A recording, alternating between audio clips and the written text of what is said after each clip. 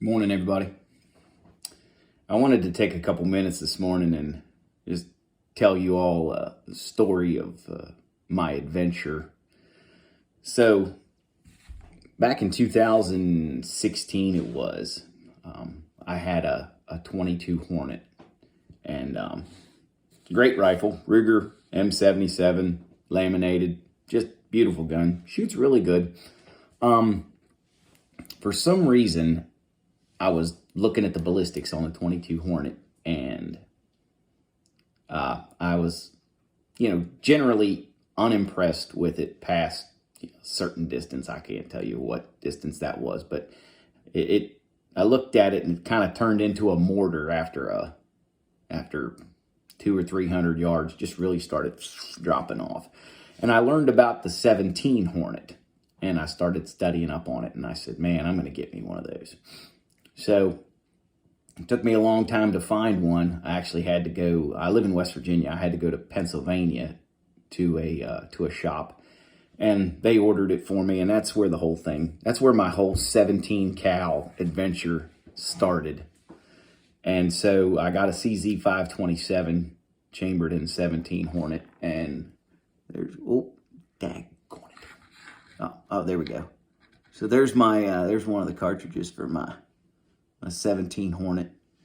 As I've talked in other videos, I don't hand load yet. It's going to happen someday, but not today. So that was my first venture into 17 cals, and man, I just took to it like a spaceship going into orbit. This thing right here really impressed me right off the bat. I just started plowing them, and that was almost like where my groundhog hunting career started off as well. I'd shot a bunch of groundhogs, throughout my lifetime with different kind of rifles. But this is where I really started getting good, where I was making shots that I'd never made before, which, hell, at the time, that was like 200 yards was an oddity for me. Like, it just didn't happen. But this is what got me going.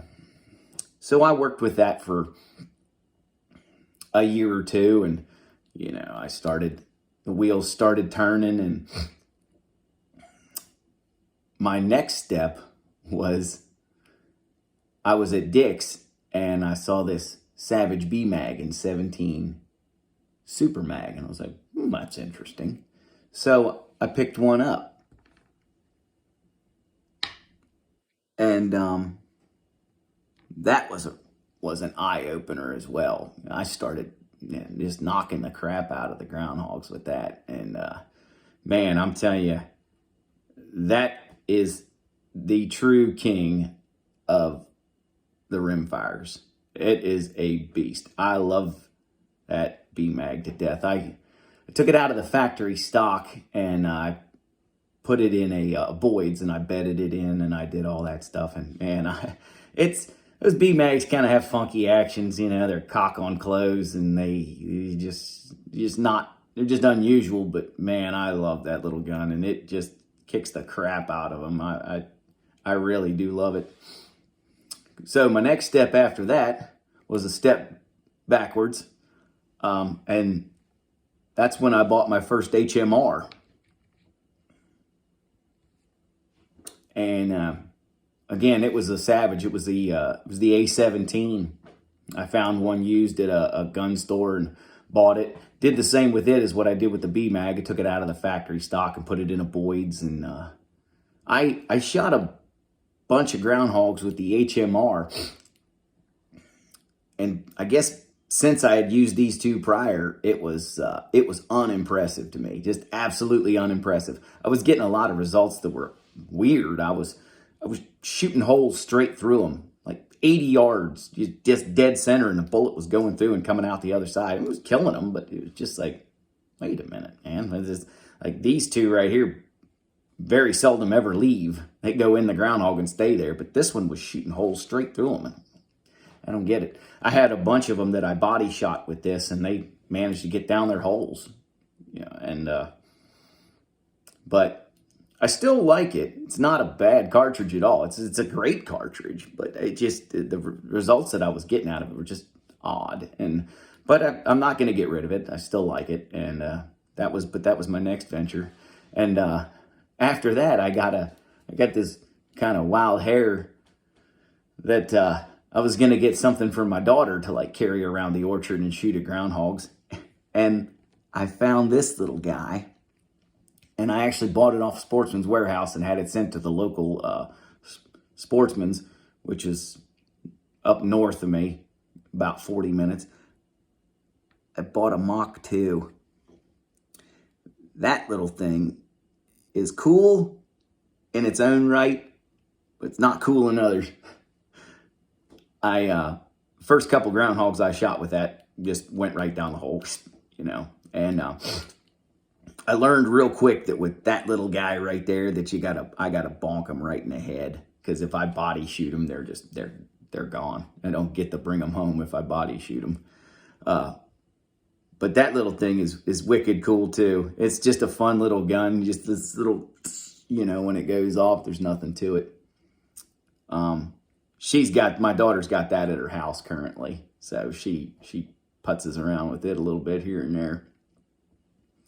So that's the order that they went in. This was first, second, third, fourth, and fifth is the Fireball, which I just showed you guys a video of the other day.